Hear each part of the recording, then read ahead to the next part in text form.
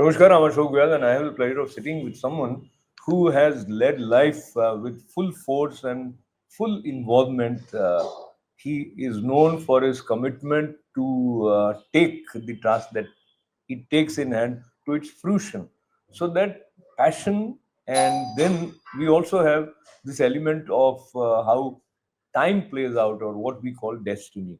So, with background of textile engineering and MBA, and having served in important positions in the textile industry, uh, makes Bhupenrda Ameta someone who is in a position to share how he looks at the role that destiny plays in our lives, as well as the dynamism that a human being have. So let me begin with the basic question that many of us feel, that whatever happens in our lives, Bhupenji, is all that written in advance? It is ordained that it was bound to be like that, or you have a free will to change the circumstances? Thank you, Ashokji, for raising this point of discussion. It's a very interesting point, and which is a common point for most of the living beings on the earth. What governs me? My destiny or my action? Both are important. The whole universe is being governed by a system, which is a universal system, a universal logic. Even we make any automobile or any instrument, we put lot of logic behind it. How can the universe be created without a logic? It's a divine logic, seen, unseen. The destiny plays a part when the actions we have taken in the previous lives, they govern us. If every karma lays the seed which grows and comes to the plantation stage in the coming lives, and those karmas we have done with this life, the karmas which have come with the ripened stage, we have to pass through. That is a prarabdha. Does it mean everything is written and it's happened? Then what we do? Do we just be a watchful or observer of the happenings around us? No. The Gita says the God has given you the immense power and potential to do what you desire. What are your likings? What are your desires? Are they being governed with self-centered, or a balanced, or universal centered? This choice is yours. When you take these all karmas and perform well, that is called Purushat. There has been given the ample of the opportunities, the potential by the universal forces to act upon. That is called Purushat. When you do the Purushat, there is a struggle between Purushat and the Prarabdha. Yeah, let me just interrupt you, and we'll we'll continue from where you are right now. Because I was stuck with the word divine logic, and then you also talked about what we have carried from the previous birth. So that is the unknown realm. We don't know what we did. So if I fail in my attempts again and again, then I start ascribing that happening to probably something happened in my previous life. So I have no control in the way the outcome is unfolding for me. With the same amount of efforts, another guy, my colleague, my friend, or my fellow student, he gets better results than I do. And when you say divine logic, that also requires a little bit of explanation. What do you mean by that? It's a good question, Ashokji. Divine logic, I mean by the divine wisdom. When we, what we heard, listened from our, or what we have learned from our spiritual leaders, from the Shastras and Mahapurusha, our basic nature is full of wisdom. Nitya Suddha Buddha, this Buddha, wisdom, Mukta. Wisdom is a life. Even if you see the in the any tree, mango tree will only grow the mango, it cannot grow the banana. There is a wisdom behind the universe. I want to refer to that wisdom which governs the whole system. The sun also rises at same direction, certain time frame with change in the cycle of the year, there is a logic behind it. And what we do as scientists, we use those logics and for making the life in the earth better, comfortable. How it will be used depends on the user, not on the creator as a scientist. Now, coming back to another question about your previous life efforts, somebody get results, somebody doesn't get results. Yes, we always aim for the best of the efforts. None of the person can claim that if I do the effort, result will come to me. It's a journey. The life in this particular present life, we are leading a journey. We do the efforts, results do come, sometimes favorable, somewhat does not favorable. If you talk for the best of the mentors, even in the great countries, they always say, you cannot succeed if you cannot fail. You should be ready to fail to succeed in the life because those are the learning steps. So when you move the journey and we do best of our efforts with passion, right direction, full of our efforts, the available potential, we improve on skills and knowledges, certainly we'll move nearer to our goals also. And there is a resistance. Anything you do in the life, there is resistance. When the train is moving, the plane is moving, the resistance of air is there. Some forces are resisting it. Prarabdha, that type of the force only you consider it.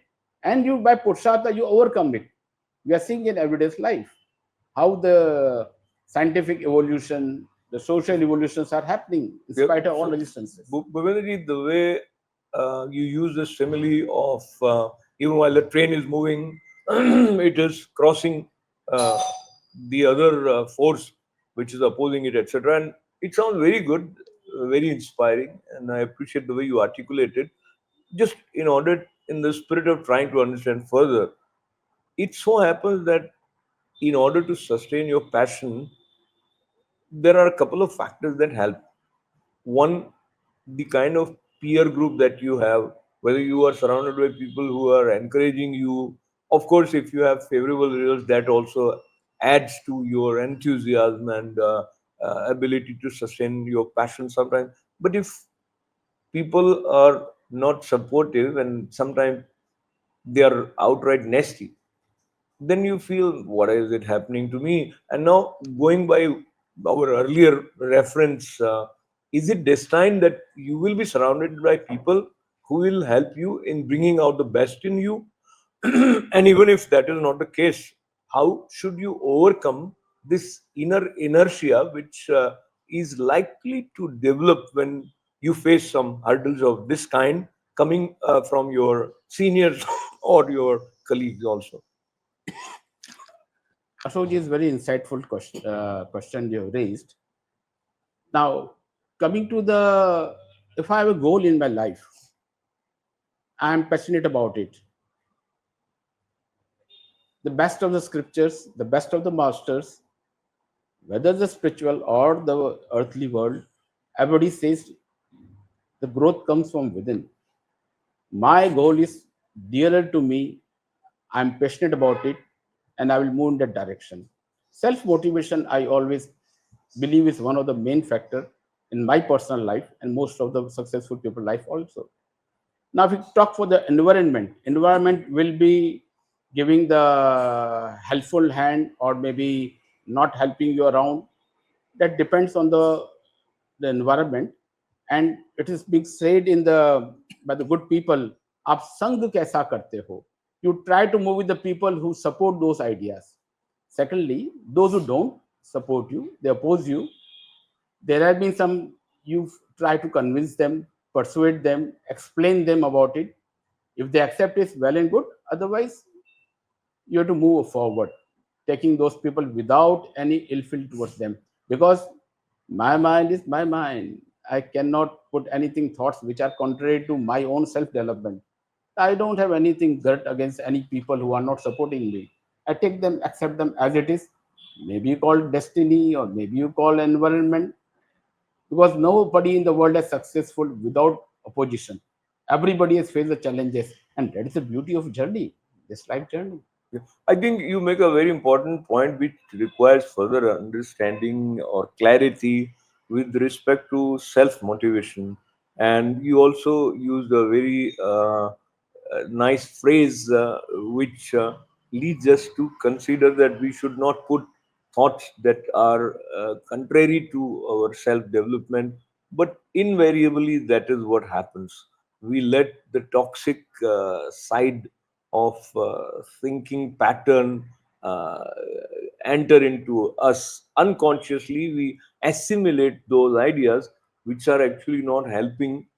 In on the contrary, they are harming. Now, your method of practicing this level of alertness, whereby you don't let such thoughts enter, how have you practiced it, and what are the tools that may help somebody in increasing his level of awareness about what is actually helpful and what is harmful, and then practicing what helps, let that grow rather than giving space to that which harms? It's a very nice question, Ashokji. Now, if I say the what we have learned from our scriptures and masters, the life is trigunatmak, rajas, sat, and tam. So, what I'm doing, worshipping the God, I'm doing some spiritual practices. That is time for sattvic. That time I don't need to feel that I want to sleep. I want to take rest. That is tamasic. So you have to be with the flow of your that time you are doing the activities or you're involved. Suppose if I'm going to take rest, I don't want to be active in my mind, start thinking while I want to sleep. How can I sleep that time? You have to give rest to all type of thoughts which leads to activities. When you are praying to time is there, you cannot allow your all activity oriented thoughts to come in you.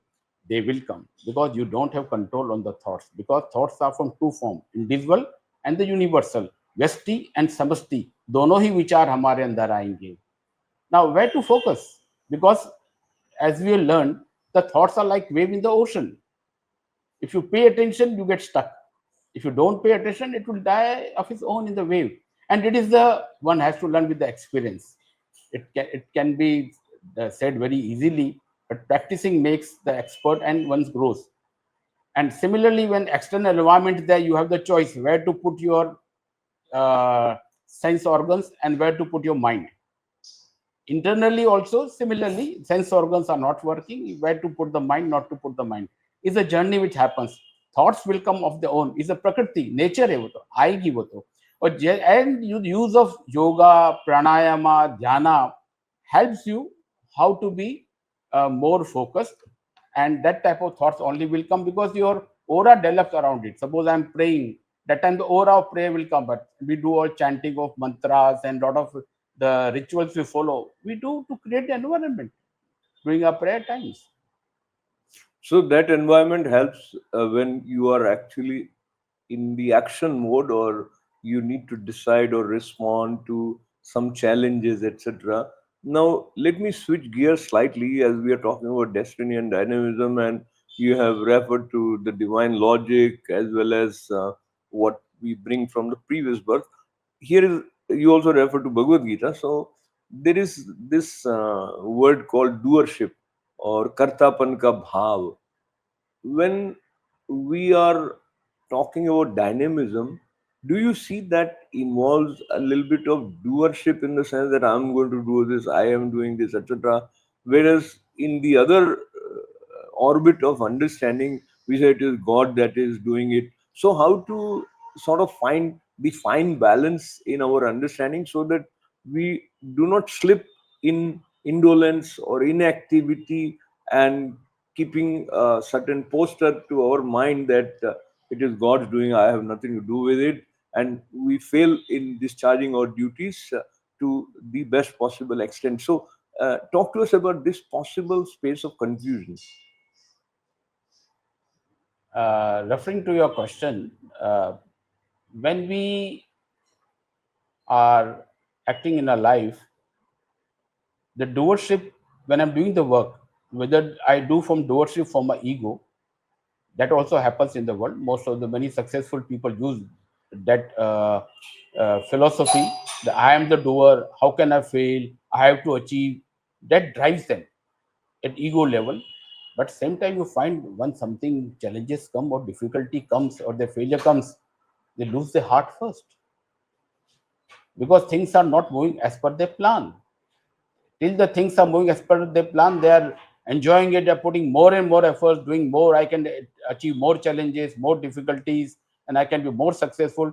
With some setbacks, they settle down. They don't come back. When I say the, because who is acting? The universal force is in fact in reality acting through the person who is feeling his doership. That's the ego. When one is doing with a, you can say, vast, open-minded, growth-minded, with universal approach, that divine powers are working through me, and I have to play that role to the best of potential. Because potential is there. There is a reservoir of energy in the whole universe. How much I can do depends on me. How much I'm inspired. How much is my capabilities. How much I can express it. A youth, what says a old age man cannot do at same level, whether they have the passion of same type. So there are the limitations within the physical, the mental, and other emotional. All limitations are there. But when we are not feeling towards it, we are just as a passion. We are moving it and going forward. We don't feel tired because we are connected to the ocean of energy. When I'm associated with my ego doership energy, I get tired. With small somebody commented a thing which is contrary to my plans, we feel delusion over there. So that makes the approach. How you feel energetic, maybe round the whole day basically. If you connect to universality, certainly will be more energy throughout the day. Beautifully said, Bhupenji, and I'm aware that as a part of your duty or role in the corporate world, you have traveled to almost 40 countries, and we think each place has its own vibrations or energy. And when you're talking about divine energy, cosmic force, and that you are a medium and that force is working through you, do do you see or have you experienced that the way it would act through you varies from place to place? Let's say we consider divine land India, then several other countries, they do not subscribe to the ideas which we as Indians considered are universal laws. They may not see them in the same way. So my question to you is, while interacting with people who come from different backgrounds and you are there in their setting, was there any additional challenge for you to find the right rhythm whereby you have your inner harmony intact and you are communicating the way you would like to? It's a good question, Ashokji. As we learned from our spiritual masters, when you are acting or when you are non inactive also, that is, you are already in the stage of samatva only. How you are at stage of samatva when you are acting upon? So when you are acting upon, there is the environment, there is a person or a place or the things in the environment, and yourself. There is samatva in the environment. Only we generally try to disturb that samatva by our thrusting upon our views or ideas or actions over there.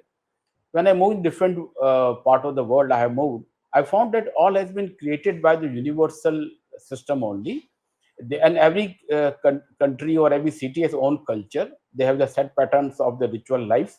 We accept them because that varieties are there in the world, and every human in the core of his heart is the divine.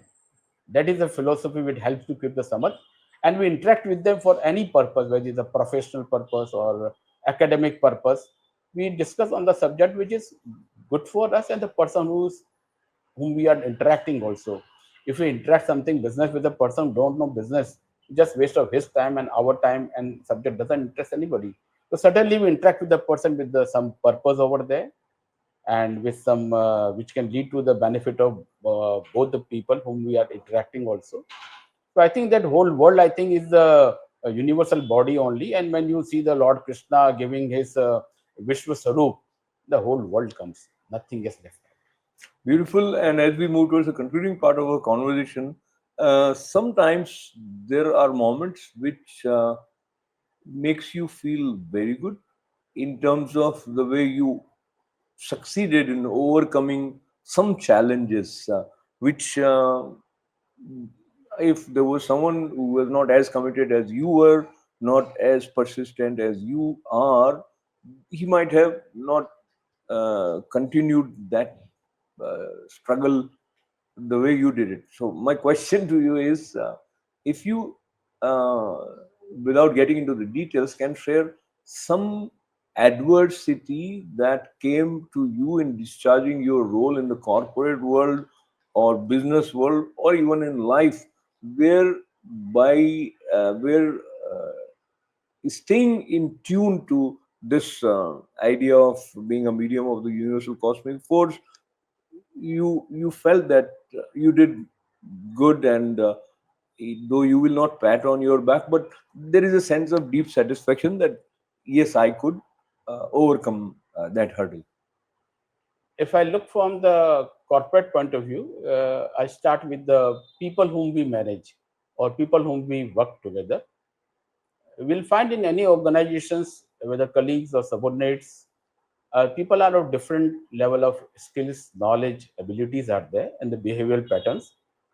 We deal them according to their strengths and the situation what is there. And we have learned that you sometimes do karuna the people who don't understand. Sometimes you are very happy with the people who perform out of their limitations, and sometimes you are inspired the people who perform better. So all sorts of people are there. So somewhere we guide them, somewhere we motivate them, sometimes we ourselves get basically inspired and move on.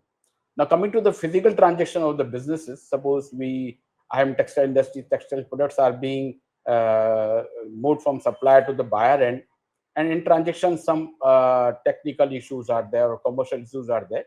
There is basically the every buyer or supplier, they also react in their own fashion as a human being depending on their experience. We absorb their all reactions and try to see that let settle down the transaction in such a way that everybody is a win-win situation. Sometimes we lose also, but we always allow buyer to win. But it can be done in amicably way. Yes, such situation arises or the people have their own dissatisfaction, disillusionment there. They express it also in the written words or they speak also. We absorb them within ourselves and try to see that our focus is only on the solution, and we work out a solution which is acceptable to all. Sounds very good, Bhupenjan. If I summarize what I understand from you is in the context of destiny and dynamism. So definitely there is a role of destiny that it plays, but then you can offset or you can create your experience through your dynamism as to what will you make out of what the destiny has put in front of you as the set of experiences, whether it is your relationship with your spouse, whether it is your relationship with your business partners or your boss, etc. Ultimate uh, deciding factor is your dynamism, and so one should not undermine the important significance and need to to work on manifesting, call it dynamism or your sustained efforts. Thank you, Ashokji, for raising the real life experience questions, which inspires me also to think more later on also on the question raised by you. Thank you, Ashokji. So I appreciate this gentleman joining me for an important conversation, and his words are full of substance, backed in his own crucible of life circumstances, as well as continuous thinking that we call as sadhana. So here is a corporate yogi, Bhupendraji. Thank you Thank you, very much thank you, thank for you, joining me, thank you. and wishing all the best. May we learn to develop the kind of relationship with destiny through our dynamism, which helps us in leading a fulfilled life. This is Ashok Vyas. Namaste. Thank you.